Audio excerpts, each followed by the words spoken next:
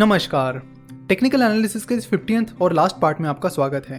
पिछले कुछ पार्ट्स में हम टेक्निकल एनालिसिस के इंडिकेटर्स की बात कर रहे हैं और आज हम बॉलिंजर बैंड्स के बारे में बात करेंगे। बॉलिंजर बैंड टेक्निकल एनालिसिस में काफी पॉपुलर चीज है। बहुत सारे ट्रेडर्स बॉलिंजर बैंड यूज करते हैं। आपने भी कई बार इसका नाम सुना होगा। तो आज हम देखेंगे कि बॉलिंजर बैंड क्या होते हैं, उनका क्या रिलेवेंस होता है और उन्हें कैसे यूज करना चाहिए। फॉर एग्जाम्पल, अगर हमें बाय या सेल डिसीजन करनी है तो उसमें बॉलिंजर बैंड को कैसे यूज कर सकते हैं, इसके बारे में भी आज हम बात करेंगे।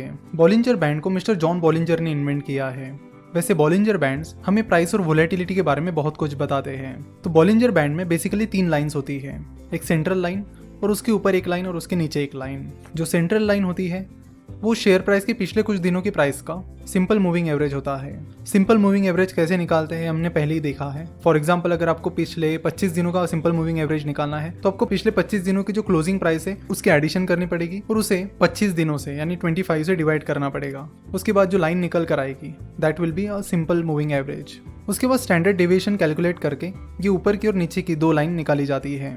वैसे आपको स्टैंडर्ड डेविएशन और बाकी चीजें कैलकुलेट करने की जरूरत नहीं है, क्योंकि बॉलिंजर बैंड सारे ब्रोकरेज फर्म्स और मनी कंट्रोल जैसी वेबसाइट्स प्रोवाइड करती है। सो ये सारी चीज़ें रेडीमेड आपको मिल जाती है। वहाँ पर आपको कुछ भी सिंपल मूविंग एवरेज या फिर स्टैंडर्ड डेविएशन कैलकुलेट करने की जरूरत नहीं होती।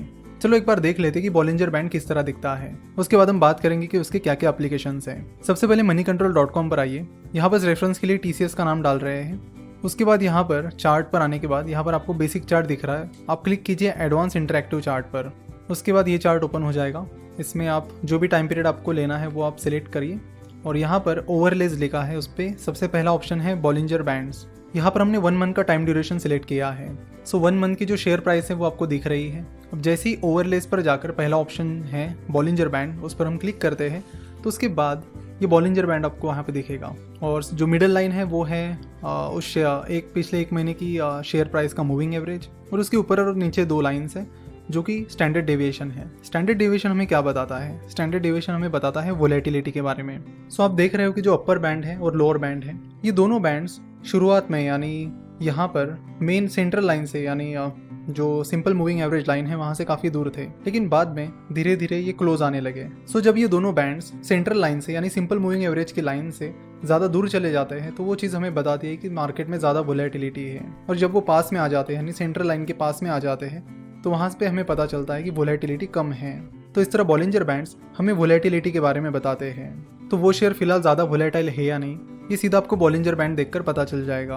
अब बात करते हैं एंट्री और एग्जिट पॉइंट्स की। तो जब शेयर प्राइस इस अपर बैंड को या फिर लोअर बैंड को टच करती है तो वहाँ से आपको एंट्री और एग्जिट पॉइंट के बारे में पता चलता है।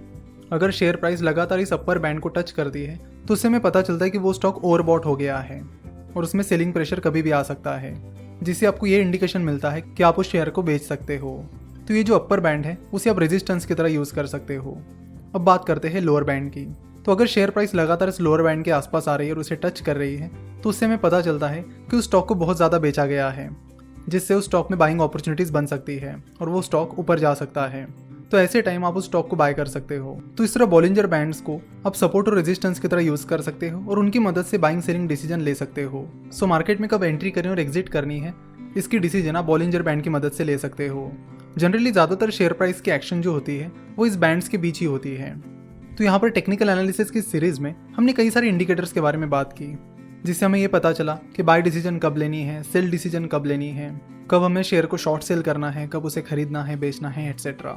साथ ही हमने स्टॉप लॉस वगैरह की भी काफ़ी सारी बातें की। तो एक बात आपको यहाँ पर ज़रूर बताना चाहेंगे कि ये जितने भी टेक्निकल इंडिकेटर्स हैं ये एक प्रोबेबिलिटी बताते हैं कि ऐसा हो सकता है। ये इंडिकेटर्स बताते कि पिछले टाइम यानी हिस्ट्री में ऐसा ऐसा हुआ था, तो आगे भी ये हो सकता है, लेकिन इसकी कोई भी गारंटी नहीं है कि वो चीज़ आगे होगी ही। सो टेक्निकल एनालिसिस पर आप आंख बंद करके भरोसा नहीं कर सकते और ये चीज़ हम पहले भी कई बार कह चुके हैं। अगर पूरे टेक्निकल एनालिसिस की और ट्रेडर्स की हिस्ट्री देखी जाए तो ट्रेडिंग से ज़्यादा पैसा इन्वेस्टिंग में बनता है और बनता आया है। ट्रेडिंग में गैम्बलिंग का पोर्शन काफ़ी ज़्यादा होता है और ये चीज़ आप भी समझ सकते हो। जैसे मिस्टर जॉन बॉलिंजर ने बॉलिंजर बैंड डेवलप किया है, उसी तरह आप भी अपना टेक्निकल इंडिकेटर डेवलप कर सकते हो। It's not that difficult. लेकिन वो चीज़ हमेशा आगे भी चलेगी ही चलेगी, इसकी कोई गारंटी नहीं होती।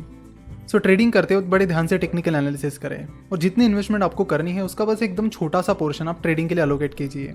ज़्यादातर पोर्शन इन्वेस्टिंग के लिए ही अलोकेट कीजिए, क्योंकि इन्वेस्टिंग ही है जिससे एक्चुअली बिजनेसेस को फ़ायदा मिलता है।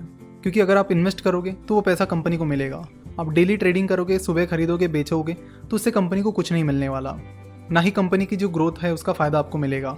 सो इन्वेस्टिंग एक प्रैक्टिकल अप्रोच है, जिसका कॉमन सेंस अप्रोच ये है कि अगर आप किसी कंपनी में इन्वेस्ट करते हो और वो कंपनी अपने बिजनेस में अच्छी खासी ग्रोथ दिखाती है तो उसका फ़ायदा आपको होगा।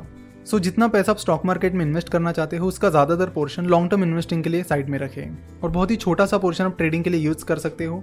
और अल्टीमेटली आपको भी एक्सपीरियंस से पता ही चल जाएगा कि ट्रेडिंग में गैम्बलिंग का जो पार्ट होता है वो काफ़ी ज़्यादा है, इसलिए श्योर शॉट इसमें कोई भी चीज़ नहीं है।